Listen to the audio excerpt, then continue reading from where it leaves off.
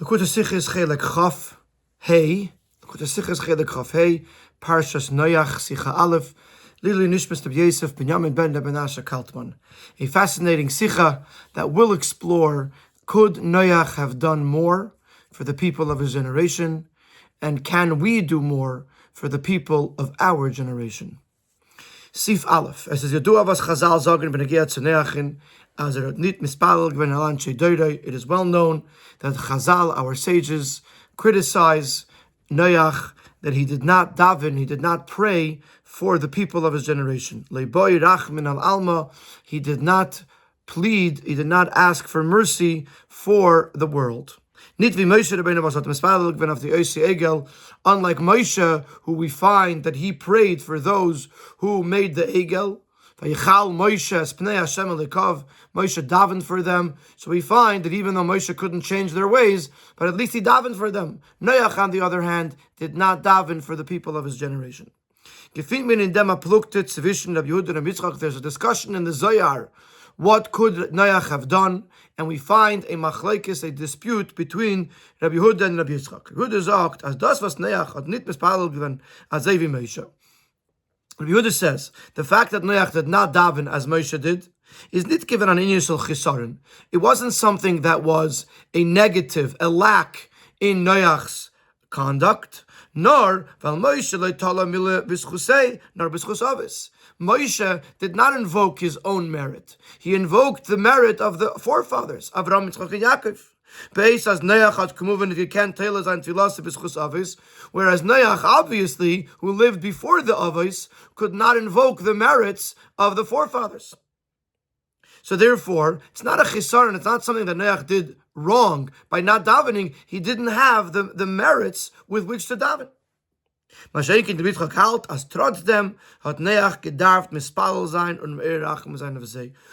Yitzchak disagrees with Rabbi Yehuda and says, despite the fact that he didn't have the schus avos, he still should have davened and tried to arouse mercies upon them.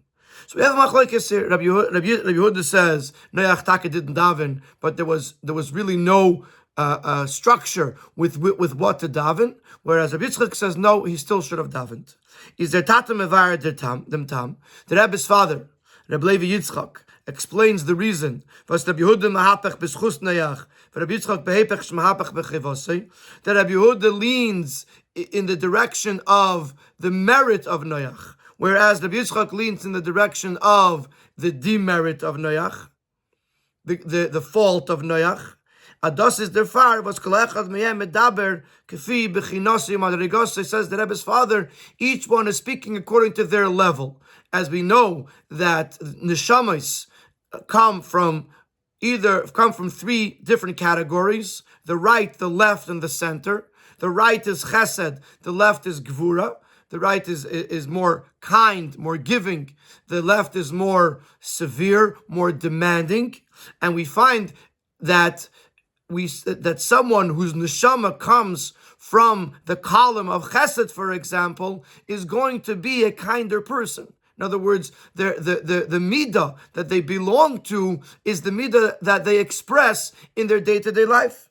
So says the Rebbe's father, Rabbi Yehuda is bechinas chesed. Rabbi Yehuda comes from the level of chesed, und der far is mahapech b'schusoi, and therefore he tries to find a merit for Noach, that would be consistent with his midah, which is the midah of kindness. He looks at Noach from a place of kindness and tries to find an excuse, a reason why Noach didn't daven for the people of his generation. Whereas Rabbi Yitzchak comes from the level of gvura, and therefore Rabbi Yitzchak is more demanding,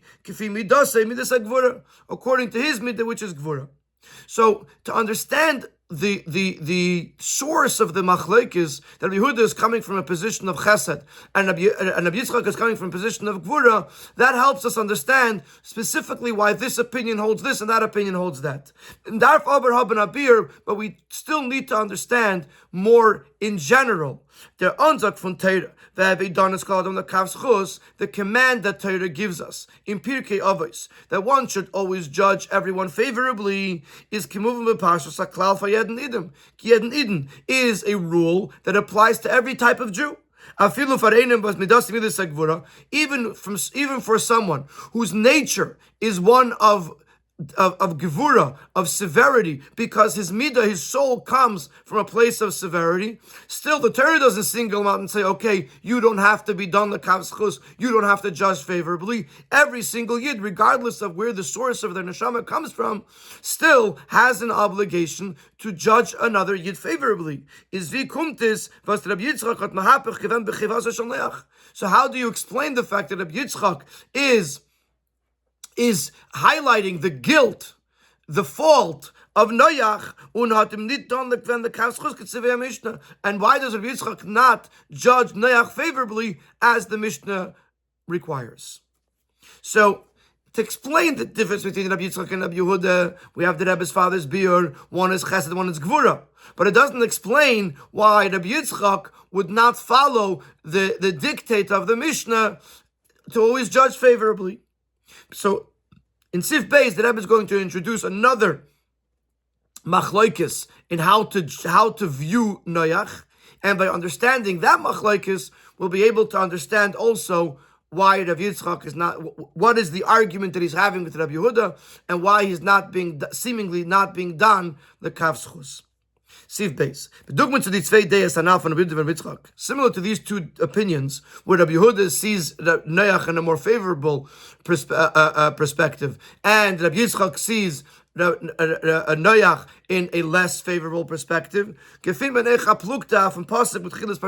find a similar argument on the pasuk in the very beginning of this parsha, where it says, Eila told us Noach ish tzaddik, Noach was a tzaddik, Tamim haya b'doyroisav. He was complete in his generation.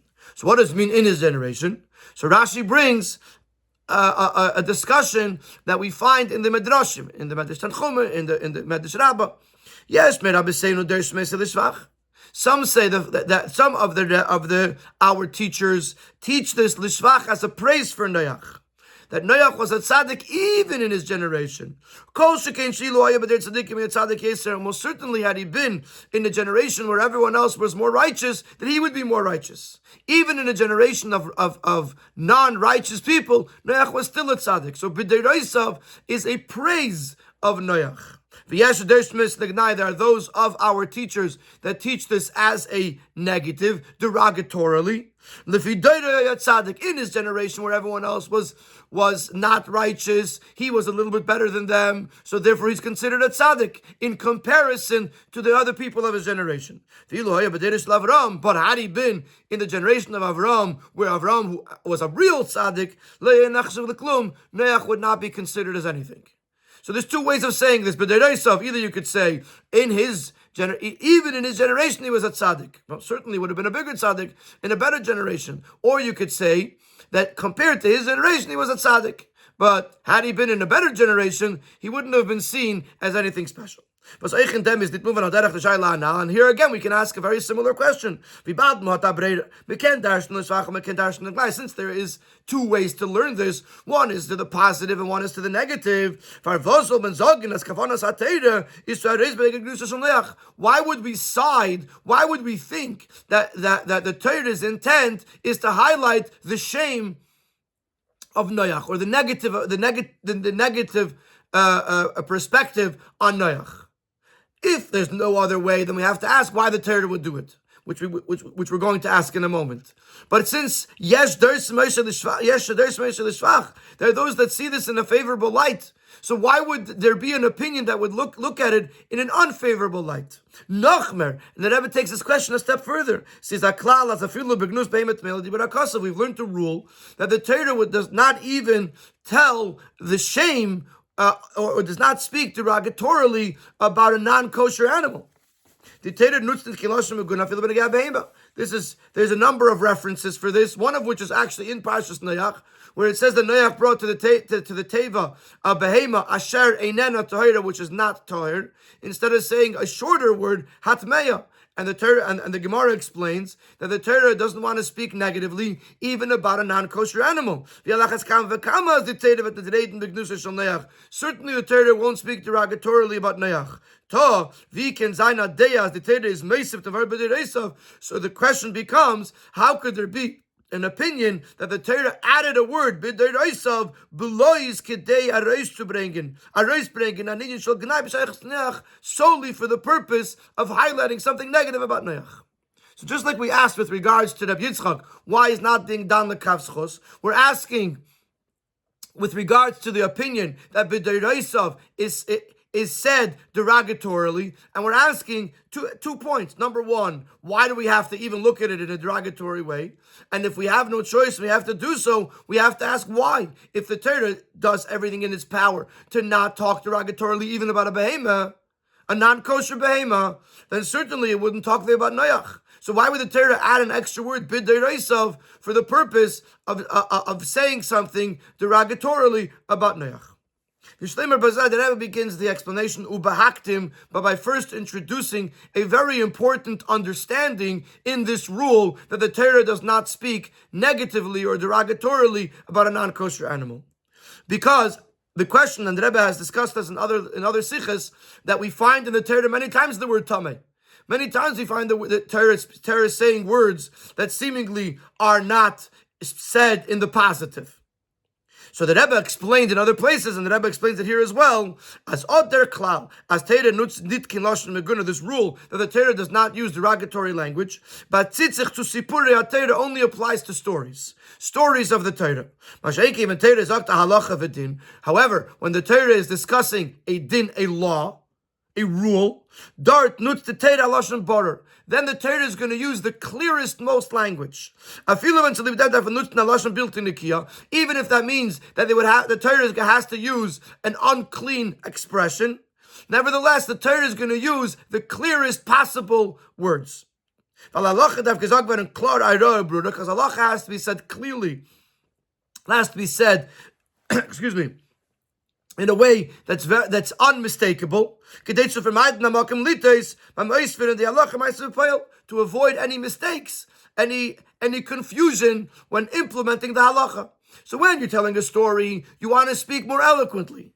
When you want to tell the halacha, you skip the eloquence for the clarity. Based on this rule, we'll now understand with regards to this word b'deraisav. The fact that the Torah adds the word b'deraisav, and one of the interpretations of it is that it has a negative connotation. Then because had Torah not emphasized this negativity, this would leave room to make a mistake with regards to practical conduct. What kind of mistake are we referring to? We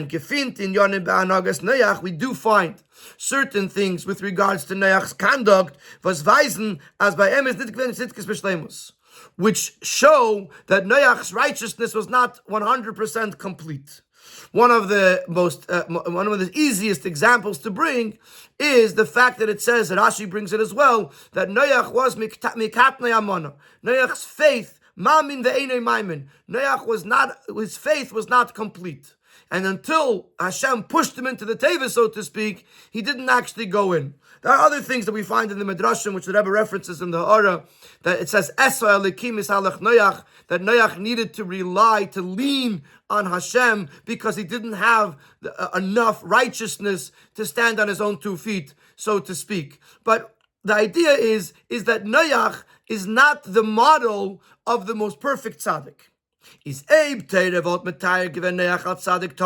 So therefore, had the Torah described Noach as a complete tzaddik,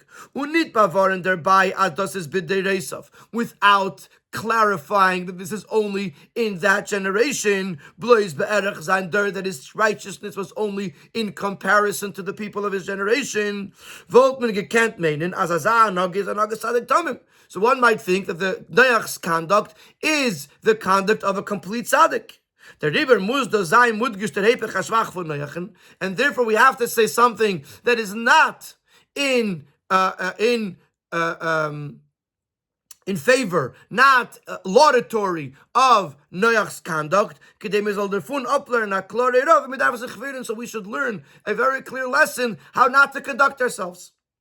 So in other words, the first point of the answer that the Rebbe is giving is that even though we would have obviously preferred to not speak lignai, to not say something negative for Noach, but since it has a practical application, we have no choice. Just like when the Torah says tamei sometimes, because the halacha is tamei, so too, the Torah wants to tell you, yes, Noach was a tzaddik tamim in his generation, but he is not the ultimate tzaddik that we should learn from to know what an ultimate tzaddik is. In Sif Gimel, the Rebbe is going to go a little bit further. And the Rebbe is going to say that it's not really a gnai, it's not really shameful for Noach, because Noach couldn't do better. Noach didn't have the tools to be able to rise above where he was. Noach did the best he could. The fact that the Torah tells it to us is to help us, the learner, the student of Chumash, that we should try to improve our ways. Let's see it inside. Following this idea that when it comes to practical application, there is room to speak even bignai, even in the negative of another person. So we can take this a step further. As the mechuva from Yesha Dersh Meisa the Gnai, when it Sashi says, when those teachers who teach this as a negative, is nitzu der Tzelem as Baneach in his Givenach Esan B'Peil. Not their intention is not that Noach was actually lacking in his conduct. Nor Dershim Oiser the Gnai. They're teaching it to know that that could be something negative. As is Adrashav Limud the Gnai Farat Zweiten. It's so another person should learn that in their world, this type of conduct would be shameful. To protect the learner, the student, from a mistake when he learns about Noach. And the Rebbe is going to explain. The Rebbe is going to explain using basing his explanation on an idea which we also had many times in the Kutasichis, that we don't try to make extra machlekes. In other words, when we see two people each sharing an opinion, and there is a way to understand it, that they're both sharing an opinion, but they're not actually arguing with each other, that is the preferable route to take. We'd rather see this not as a disagreement, but as two opinions that are that can coexist. So the Rebbe says like this: Yesh leimar, das was yesh tersmei shelishvach v'yesh tersmei stignai. Let us say that the fact that there are those that see this in the negative and those that see this in the positive is nit kein plukte benegia the dargas atzitkus von Noachin, is not an argument with regards to the level of righteousness of Noach. They're each saying something and they're not actually arguing. They're not arguing with regards to the reality that Noach's righteousness in comparison to Avram was nothing. Meaning to say that both opinions agree that Noach was less of a tzaddik than Avram. Aber liidach halten alle, as nit Noach has been schuldig, was is nit given as a great tzaddik wie Avram. They also both agree that it wasn't Noach's fault that he wasn't a tzaddik on the level of Avram. That das ganze lieb der Matzev und der große Prisus von sein Dör, it was because of the circumstances and the lowliness of his generation, und and he could have reached a higher level had he been under better circumstances. Meaning to say, Noach was as righteous as he could possibly be. And had he been in a der of tzaddikim, he would have been influenced by them, and he would have been a greater tzaddik. So both opinions agree that Noach is not the ultimate tzaddik, and both opinions agree that for his time, for what he was able to do, Noach reached the pinnacle of what he could have reached. Der Chelek is, so then what is this discussion? Yesh dershim l'shvach and yesh dershim l'gnai. The Chelek is, was is the Teira uist mit dem Verb der Reisav. The only argument that we have here is what is the intent of the Torah by adding the word b'der Reisav. In other words, if you're asking, was Noach, what level of tzaddik Noach was, both of these opinions agree. Noach was the best tzaddik he could be, and they're still better to be in other generations. But what does the Torah mean with the word b'dereisav? Here they disagree. And one opinion says that the Torah is complimenting Noach, is praising Noach, that despite the fact that he had the challenges of the circumstances of his generation, nevertheless he rose above it and became the best possible tzaddik he was able to be. Und der zweite Mann, der sagt, als der Mitwil Tere bewahrenen, als soll nicht herauskommen, kein Takale in der Aveda von Aiden, was nein wegen Noach. The second opinion says that although I agree with you that Noach was the best tzaddik he could be, but the fact that the Torah adds b'dereisav is so that the people who are going to learn about this later should not make the mistake and say that this is the ultimate. They should know that there is better. And according to this understanding, what does it mean when Rashi says that there are those that teach this derogatorily? With regards to Noach, this is not there's no shamefulness here. There's nothing negative here. Because of the generation he was in, it wasn't possible for him to reach the tzidkas of Avram. However, the Torah still has to emphasize that this level of Noach is not the ultimate. On the contrary, in comparison to Avram, this is actually a very low level. So that the lesson of the story should be clear, that even if someone reaches the level of Noach, he should know there's more to go. So here the Rebbe reframed the Rashi. When we learned the Rashi initially, we thought there was machlekes. They were arguing, was Noach righteous or not? The one opinion said Noach was very righteous. One opinion said Noach was not so righteous. Says the Rebbe, they both agree that Noach was very righteous. He was as righteous as he could be. They also both agree that in another generation, Noach could have done more. And the question only is, what's the word b'dereisav? And when it says yes, the is not to say that there was something wrong with Noach. Noach did the best he could. The pasuk is telling us that we should know that there is more there's a higher level beyond Noach. So when a person reaches the level of Noach, he should know that there's more to go.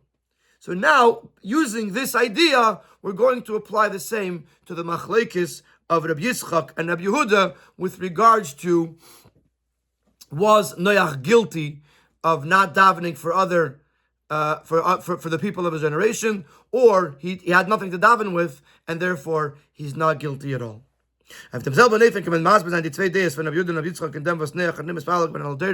Using this idea, we could also explain the two opinions of Rabbi Yehuda and Rabbi Yitzchak with regards to the fact that Noach did not daven for the people of his generation. Again, as the Rebbe said previously, each is voicing an opinion, but they are not actually arguing. Rabbi Yitzchak is made das was Noach hat nicht mispalog wenn Alan Shedere is weil hat in jenem Matzav nicht gekannt mispalog sein of say. Even Rabbi Yitzchak agrees that the fact that Noach did not daven for the people of his generation is because he could not. He did not have whose merits to invoke like Moshe did. He did not have the tools that he needed, so to speak, to daven. He didn't have the schusim to daven. So that even Rabbi Yitzchak is not guilting Noach for not davening for Anshe Derei. Nevertheless, Rabbi Yitzchak kommt nach Bavarenin as soll nicht herauskommen at the Kolach Hashon the Tzvete Dikedar. Rabbi Yitzchak is saying we have to make sure that to avoid a mistake in the next generations. Which could make the mistake and think that it's not a problem to not daven for the people of the generation. And therefore Rabbi Yitzchak says we have to see this in the negative. Again, the Rebbe emphasizes, by Noach we're not expecting anything else from him. Noach did what the best he can do. But nevertheless, we have to know for future generations that the fact that Noach didn't daven for Anshe Derei cannot be a lesson for the later generations that they shouldn't daven for Anshe Derei, for the people of the generation.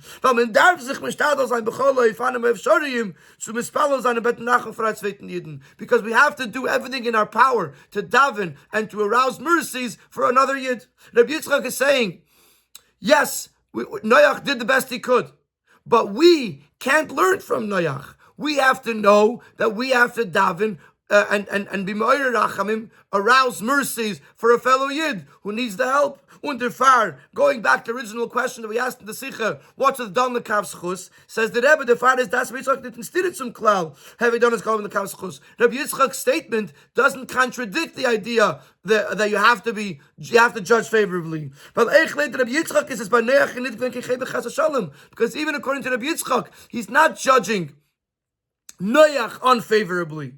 He says, yeah, he understands that Noach couldn't do it. Rabbi Yitzchak is only saying that if someone else was going to learn from Noach, that would be a problem. And let's take it even a step further. On the contrary,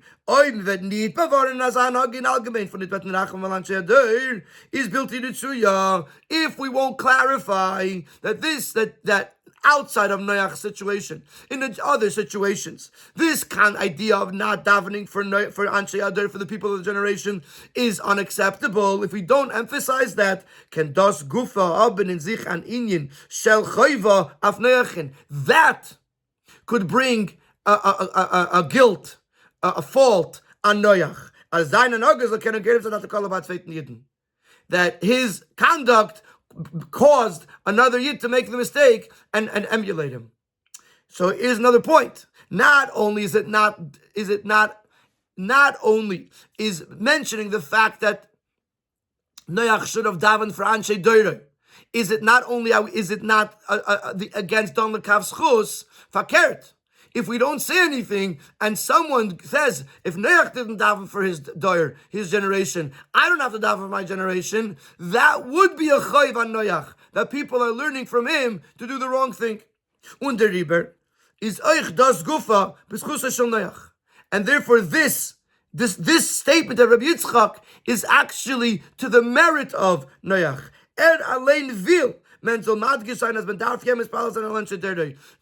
himself wants the emphasis to be made that one should daven for his generation. The Rebbe points out over here that as much as we said that Rabbi Yitzchak is not speaking negatively of Noach, if you look at the words of Rabbi Yitzchak, that despite all of this, he should have davened for the people, still seems that Rabbi Yitzchak is talking negatively about Noach. So the Rebbe says, Noach wants Rabbi Yitzchak to say it in a negative way. I'm going back a few lines. Noach wants that it should be said in a way that it sounds that Noach did something wrong. As Yitzchak says, and if you look at the words very basically, nevertheless, Noach should have davened for them.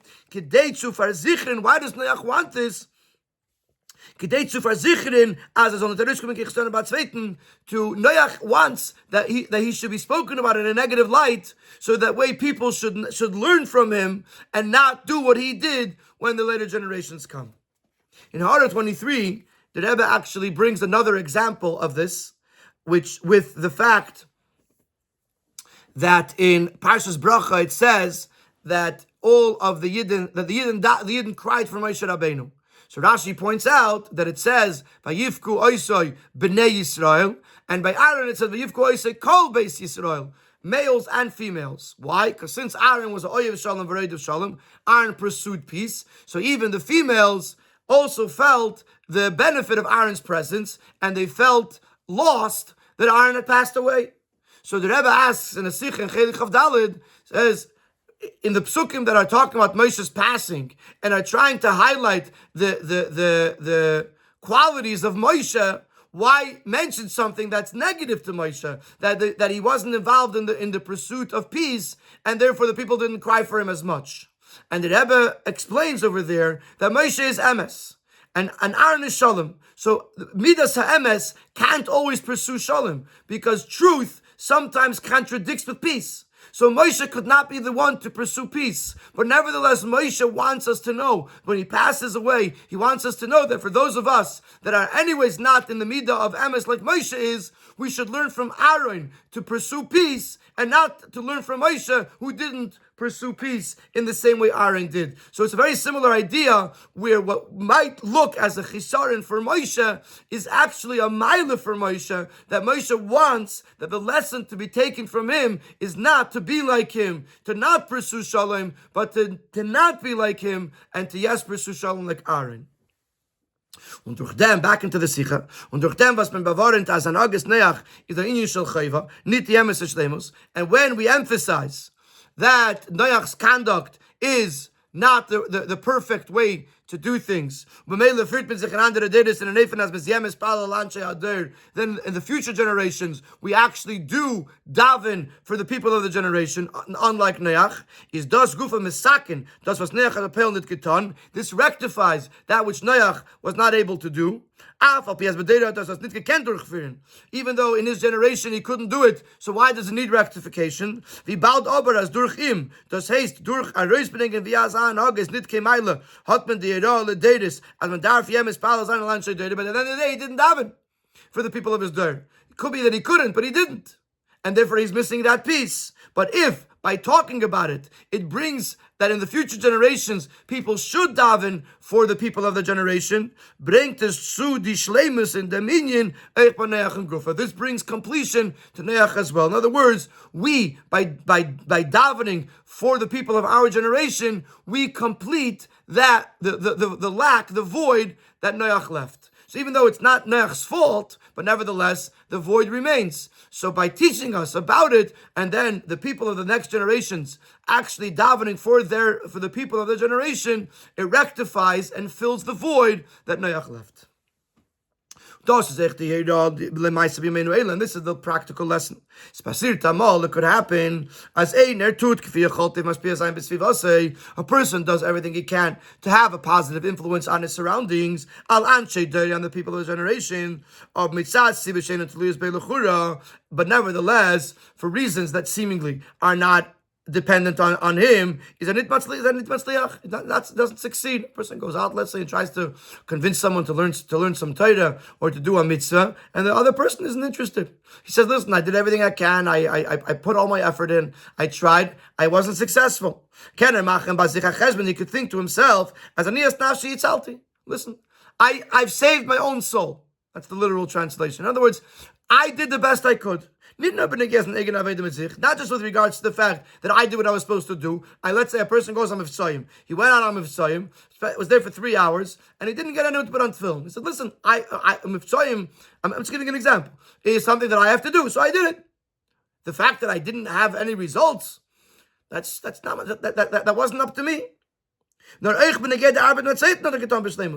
person is going to say even more than that. Even he met someone, and he tried to convince him, and the guy said no. So he said, listen, I did everything I could for that person. Not only did I do my obligation for myself to go out and try to influence other Yidden, I actually spoke to another person, and I did everything in my power to influence them. I wasn't successful.